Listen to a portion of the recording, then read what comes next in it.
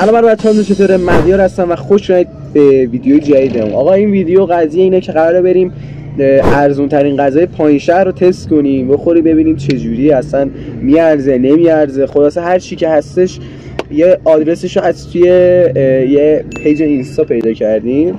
نمیدونم زده بود غذای چند تومانی؟ 55 تومانی. غذای 55 تومانی. ببین اصلا واقعی هستش نیست. من بوس میدم بچه‌ها. 55 تومن تو من بدی، من تو بوس نمیدم. والا نمیدم. حالا آقا اصلا مهم نیست، بحث از کنار. YouTube is my uncle، نه my friend. گل بگیرم برات. قراره بریم ببینیم چی میشه دیگه، هرچی خدا بخواد.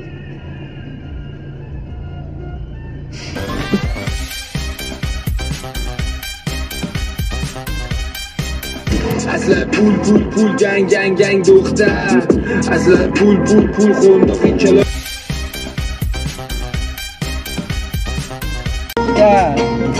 اصلا پول گنگ خونداق، اصلا دختر گنگ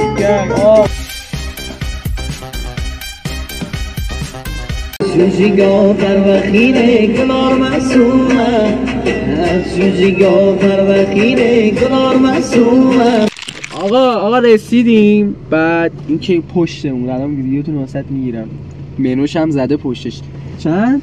ببین چلو جوجه 55,000 تومان. کجای دنیا 55,000 تومان؟ جالبتر از اون ماهی 120. ماهی 120 فیشینگه مگه؟ آقا برم بگیرم بیام ببینیم چه جوریه دیگه. اونا مغازش اونجاست، سلف سرویس تهران. بعد تو دوربین باید مشخص باشه. چلو جوجه 55، چلو کباب کوبیده اونم 55، زرش پلوش هم 80. حالا ما ببینیم از هر کدوم یه دونه میگیریم براتون تست کنیم ببینیم چه جوری در میاد دیگه. مثلا یه دونه زرش پلو از این اقتصادی‌ها، یه دونه جوجهش، یه دونه هم کبابش کوبیده. میشه آره میبرم.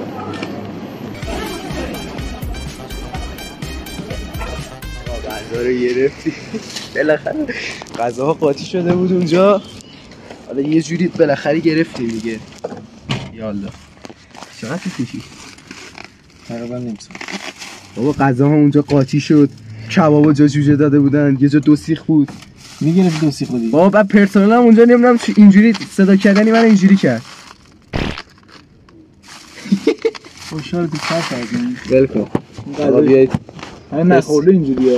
تست کنیم ببینیم دستپخته میشه باشه. من بده. آقا یه چیز گرفتیم، یه کوبیده، یه دونه جوجه، یه دونه هم زرش پلو. کوبیده و مرغم به شما نمیدم. کوبیده و جوجهش 55 بود، زرش پلوش 80.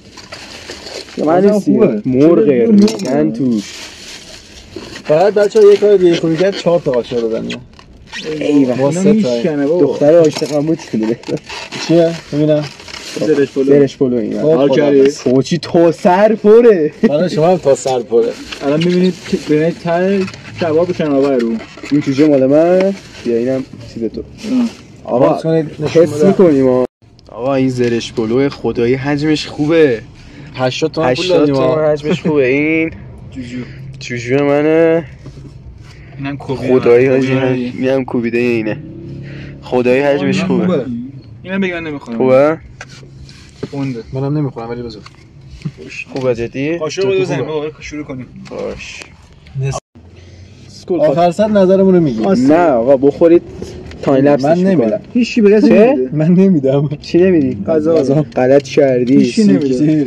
بابا تست کنیم ببینیم کدومش بهتره. بابا پلاگین نیومده. ول کن بابا، من بخور بره تمامش بره. گوشمونه الان. مگه پلاگینه داره؟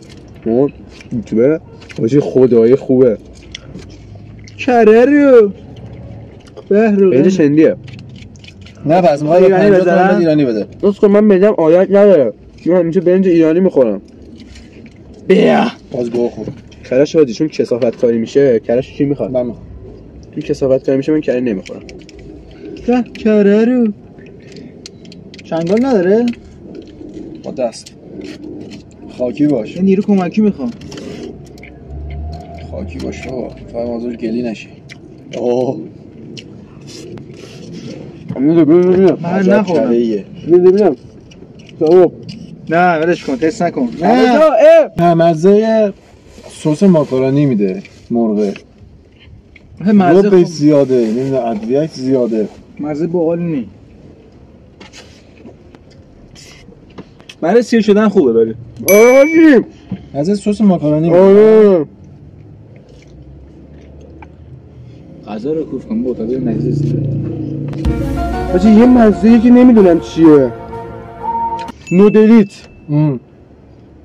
آفرین. آجی مزه نودلیت میده مرغه. نودلیت گوجه. آره مرغه نه ها.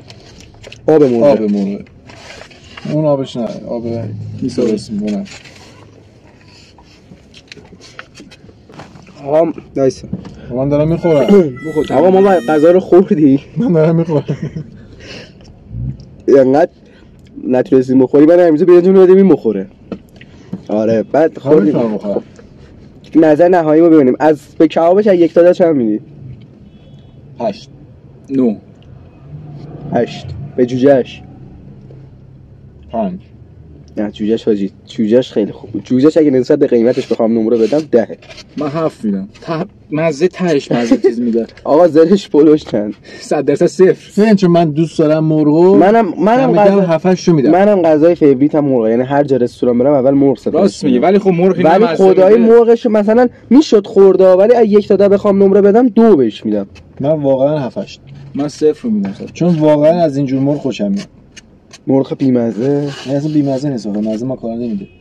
نودلیت. مزه نودلیت بود مرغ.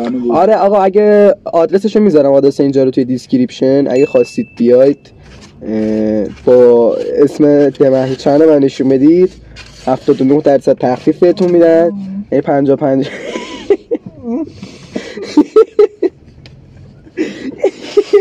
یعنی 55 تومن بود واسهتون گرونتر حساب میکنه. ما نوشابه گرفتیم گفتیم سابسکرایبمون میاد حساب میکنه. آره ما انقدر وضعمون بیریخ بود نوشابه آبم نگرفتیم آجی. اینجوری بود نوشابه آب بخور، گفتم نه. گفت جدی؟ آره میگرفتی دیگه بعد میزدی. روز ذخیره داشتیم.